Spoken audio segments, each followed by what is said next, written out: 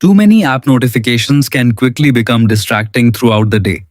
Follow this simple Samsung Galaxy S26 Ultra tutorial to learn how to turn off notifications for individual apps, giving you greater control over what appears on your screen. Step 1. Start by unlocking your Samsung Galaxy S26 Ultra and opening the Settings app. You can find it on your home screen in the app drawer or by tapping the gear icon in the Quick Settings panel. Step 2. Scroll through the Settings menu until you find Notifications, then tap it. This section contains all the options related to how alerts, pop-ups, badges, and notification sounds are managed on your device.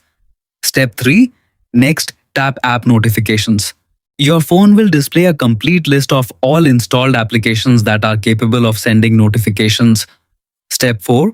Scroll through the list or use the search feature at the top to quickly locate the app whose notifications you want to disable.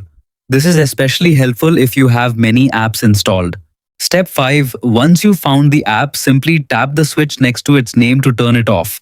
The toggle will change to indicate that notifications from that app have been disabled.